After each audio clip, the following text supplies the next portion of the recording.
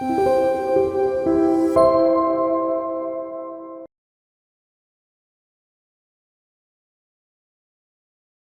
제가 말씀드리려고 하는 거는 우리나라 외환시장 선진화왕인데 어떻게 보면 제목이 상당히 정성적인데 이게 제가 이제 금융연구를 했을 때 우리나라 외환위기란 IMF 외환위기가 발생했을 때 재경부 그때 이제 국제금융 거기 있어서 같이 외채 협상하러 이렇게 나갔는데 제가 머릿속에 생각했던 거 이상으로 우리나라가 좀 이 외환 쪽에서는 취약한 면이 상당히 크다는 걸 새삼 느꼈습니다.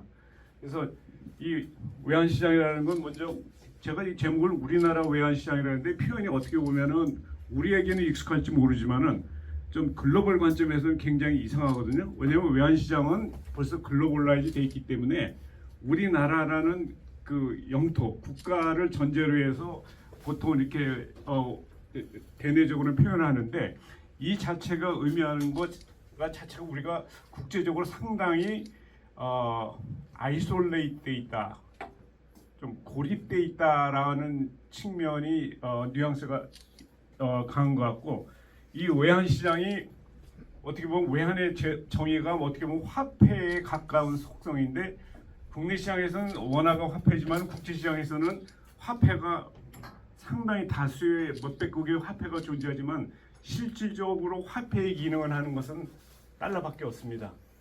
그러니까 공식적으로는 법적으로는 법정화폐가 아니지만 국제금융시장에서는 사실상의 그 화폐 역할을 하는 것은 유일하게 달러밖에 없습니다. 뭐 위안화가 최근에 뭐 대두되고 한다지만은 그거는 화폐의 기능이 굉장히 일부, 예를 들면 무역 결정 기능이라든지 그것도 뭐 자본 통제, 외환 통제 백업하에서 그리고 더 제가 이제 중국이 물론 앞으로도 지금보다는 더 역할이 커지겠지만은 제가 보기에는 큰 범주 내에서는 달러라이제이션의 일부입니다. 위안화가. 왜냐면은 외환 보유고를 주로 달러 국채, 달러 예금으로 가지고 있어서 외환 보유고 4조 달러 되는데 그게 아마 그 인민은행의 대체지폐 한 7, 80% 정도 차지합니다. 우리나라의 경우에는 90%예요.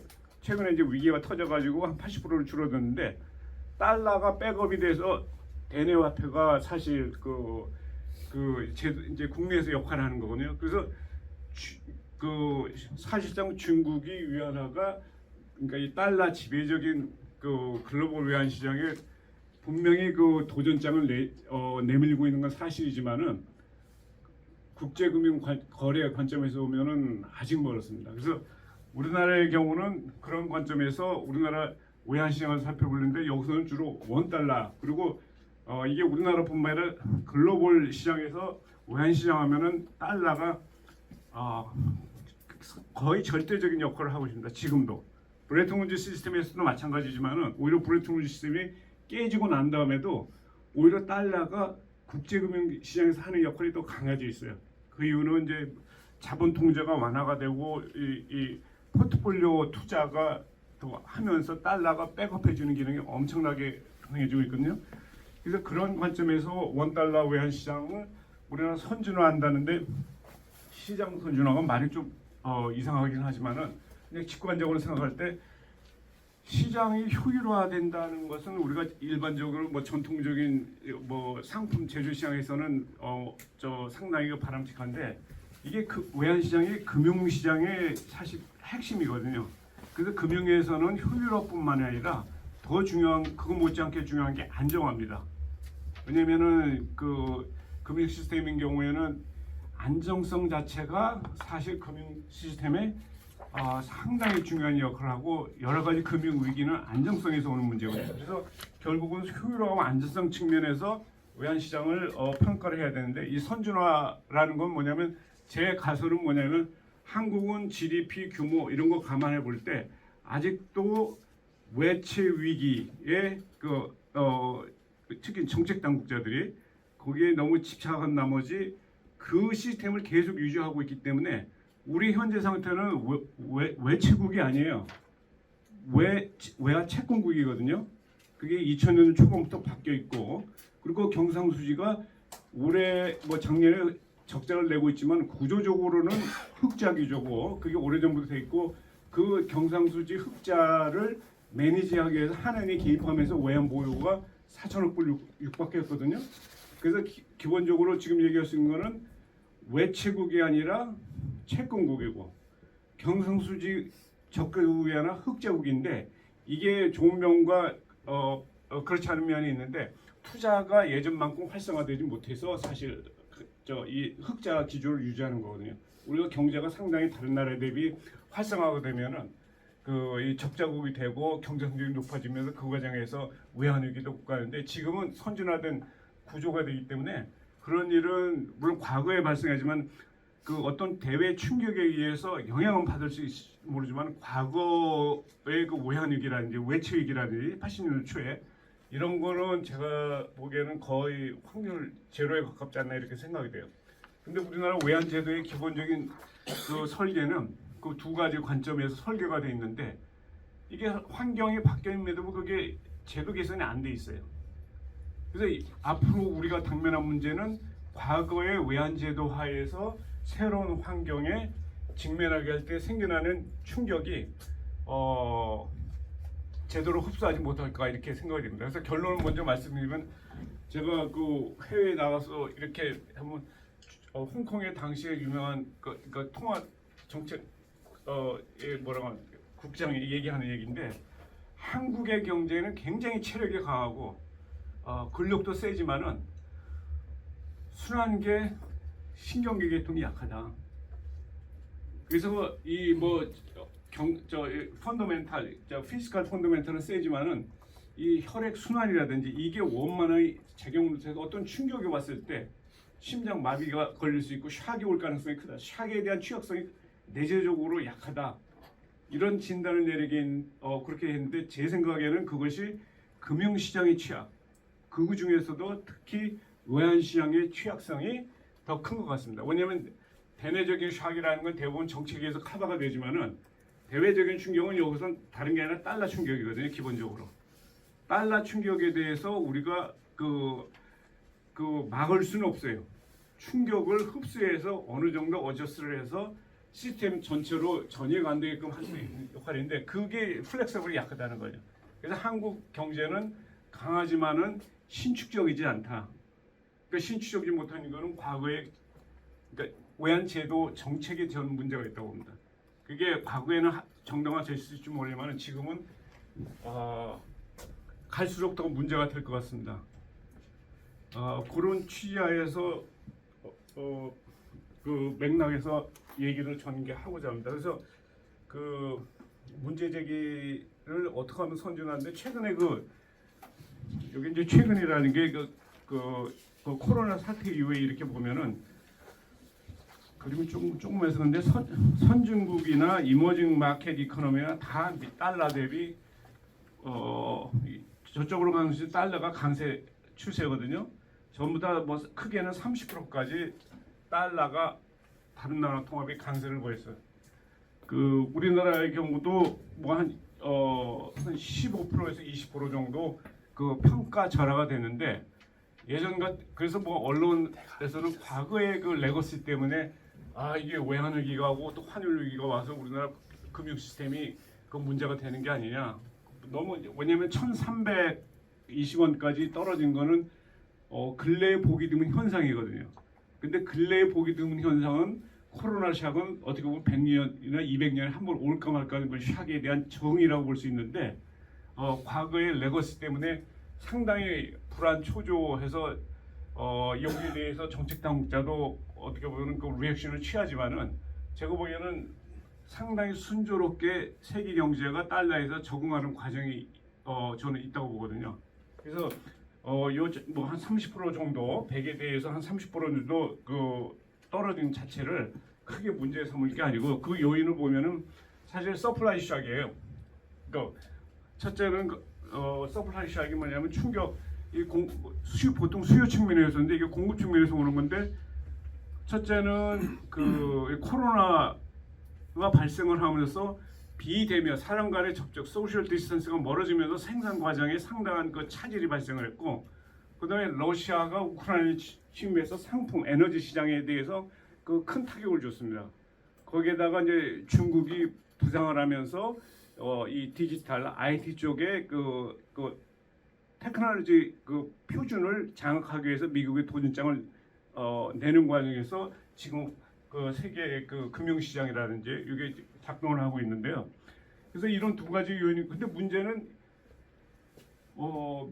미국이 인플레가 이 코로나 터지기 전부터 8% 그러니까 이 러시아 사건 터지기 전에 한 그러니까 8% 내지 10%까지 CPI가 육박을 했는데 지금 포웰이 이 사람 연임 관계 때문에 그런 것 같은데 액션을 취하지 않았어요. 금리를 올리지 안 했어요. 그때 올렸어야만 되는 건데. 그래서 그게 지금 미국 통화정책 전문가들도 그 실기 중에 하나로 생각합니다. 포웰이 이 러시아 금융 그러니까 침공 사태 이전에 우크라이나 침공 사태 금리를 빨리 올렸어야 했는데 그때 안 올리고 그 다음에 되면서 지금까지 이렇게 올린 게 문제가 되는데 문제는 미국의 최근의 그 사태는 미국의 통화 정책이 긴축으로 들어가면서 전 세계가 타격을 보고 있는 거예요.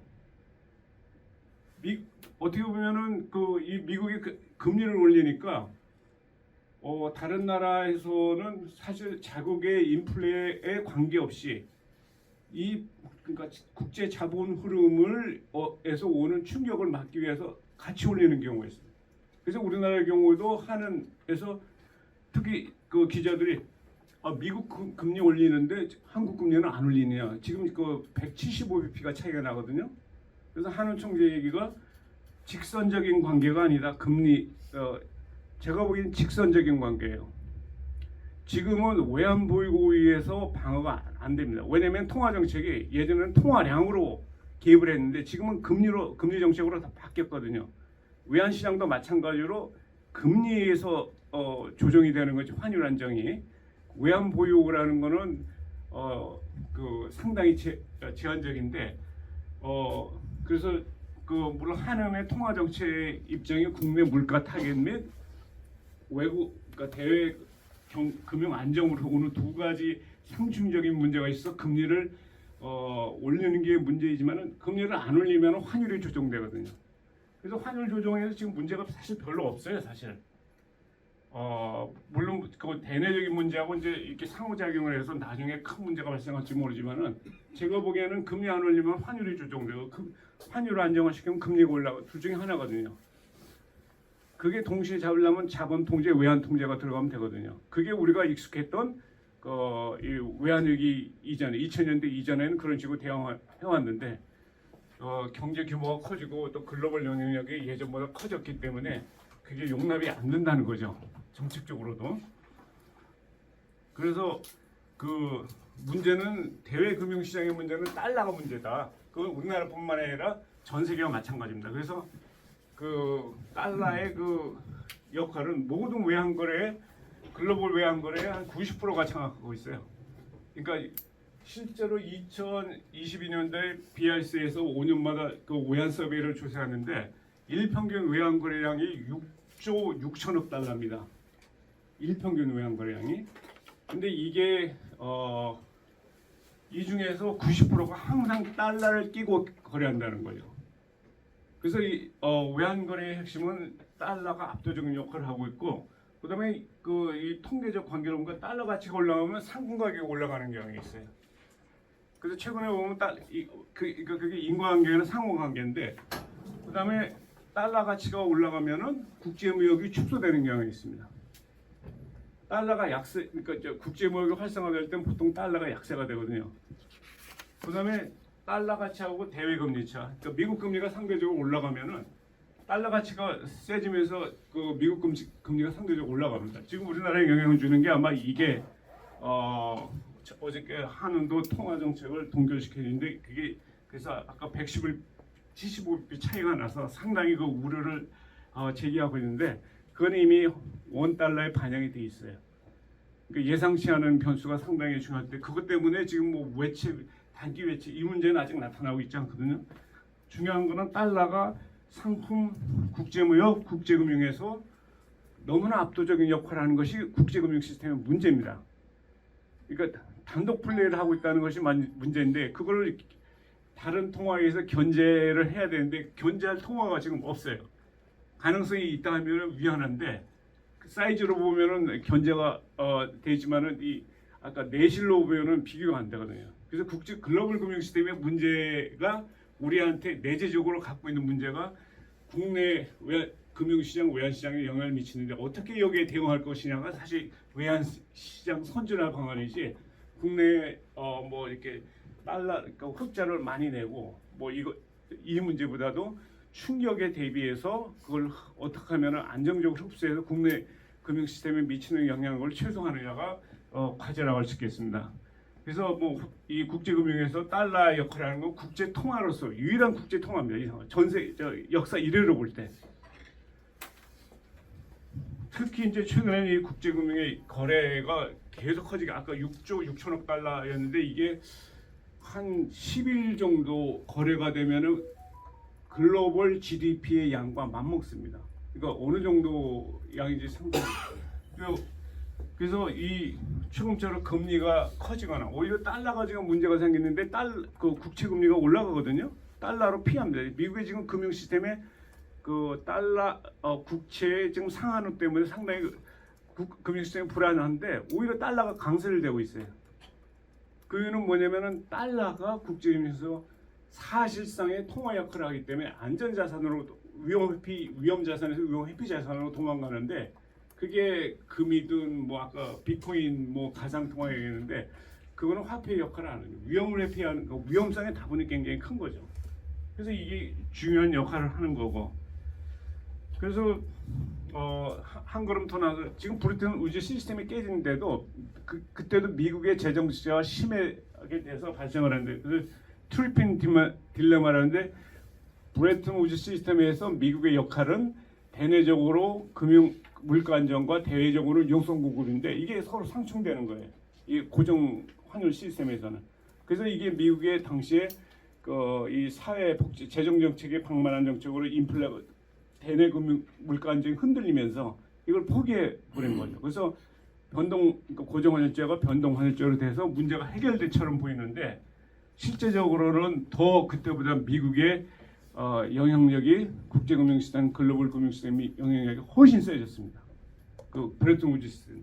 은행 브레튼 우즈 시스템은 기본적으로 중앙은행 간의 거래를 통해서 국제 거래를 주선하는데 지금은 민간이 위주로 된 거거든요. 그래서 한국 경제의 그 선진화 방안은